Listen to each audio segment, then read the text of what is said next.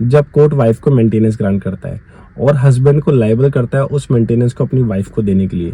तो काफ़ी सारे कंसिडरेशंस इन्वॉल्व होते हैं। इसी तरह की रिसेंट एक जजमेंट में दिल्ली हाई कोर्ट के आज पढ़ रहा था, जिसको मैंने सोचा कि आप लोगों के साथ शेयर करूं, जिससे आपको काफ़ी ज़्यादा बेनिफिट मिले समझने में कि कोर्ट का व्यू क्या होता है जब भी वो मेंटेनेंस ग्रांट करता है वाइफ को।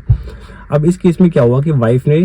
ट्रायल कोर्ट में डोमेस्टिक वायलेंस का केस डाला, जिसमें उसने क्लेम करा कि उसका जो हस्बैंड है वो उसके साथ मेंटल क्रूएलिटी करता है, साइकोलॉजिकल क्रूएलिटी करता है, साथ ही साथ फिजिकल भी। और इस क्रूएलिटीज के अलावा उसने इंटरिम मेंटेनेंस का एक इशू रेस करा, जिसकी रिलीफ उसने कोर्ट से मांगी कि मुझे 50,000 रुपये एज अ इंटरिम मेंटेनेंस अपने हस्बैंड से चाहिए, क्योंकि मेरा हस्बैंड ड्राइवर की नौकरी करता है और उसके पास रेंटल इनकम भी अच्छी आती है, तो वो मुझे 50,000 रुपये दे सकता है। ट्रायल कोर्ट ने लड़की के फेवर में फैसला सुनाया और 50,000 रुपये की इंटरिम मेंटेनेंस ग्रांट कर दी, जिसमें 20,000 रुपये तो दिए गए लड़की के नाम की, उसका एकोमोडेशन, उसका खाना पीना, उसका लाइफस्टाइल, और 10,000 रुपये हर बच्चे के हिसाब से, क्योंकि उनके 3 बच्चे थे तो 30,000 रुपये बच्चों के एजुकेशन और बाकी खर्चों के नाम के दिए गए।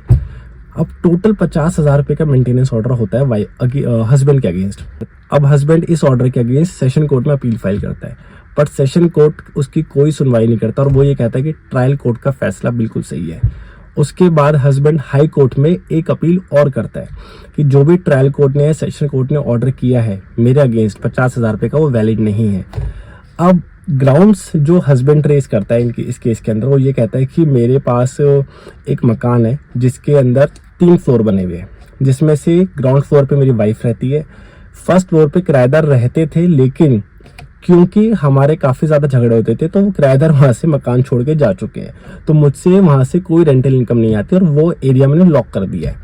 सेकंड फ्लोर पे मैं खुद रहता हूँ और थर्ड फ्लोर पे किराएदार रहता है, जहाँ से मुझे 3300 रुपये की मंथली रेंटल इनकम आती है। और क्योंकि कोविड चल रहा था जब मैं काम कर रहा था, तो उस दौरान मेरे पास कोई भी काम नहीं था, मैं अभी अनएम्प्लॉयड हूँ। अब मेरे पास ही 3300 रुपये आते हैं, तो उन 3300 रुपये में से मैं अपनी वाइफ को मेंटेनेंस दे सकता हूँ, लेकिन जो ट्रायल कोर्ट ने ऑर्डर किया है 50,000 का मेंटेनेंस का मेरे अगेंस्ट, वो मैं नहीं पे कर सकता हूँ क्योंकि मैं अनएम्प्लॉयड हूँ। यहाँ पे ट्रायल कोर्ट का रुख ये था कि भैया अगर आप स्किल्ड लेबर है, क्योंकि वो ड्राइवर की नौकरी कर चुका था, तो स्किल्ड लेबर की जो इनकम है मिनिमम, जो मिनिमम वेजेस एक्ट के हिसाब से, वो कम से कम 18,000 रुपये, तो इतना तो आप कमाना ही है आपको, और आपको इतनी मेंटेनेंस देनी ही पड़ेगी। और क्योंकि अब आप ड्राइवरी नहीं कर रहे हो, लेकिन इसका मतलब ये नहीं आप कमा नहीं सकते। अब इसमें होता क्या है कि हाई कोर्ट में वो सेकंड प्ली ये लेता है कि सर जो भी मेरे पास ड्राइवरी की इनकम थी वो आती नहीं है, और जो रेंटल इनकम है वो 3300 रुपये। हाई कोर्ट इसमें ये कंसिडरेशन और ये व्यू रखता है कि अगर आप नहीं कमा रहे हो, अगर आपके पास रेंटल इनकम से 3300 रुपये है,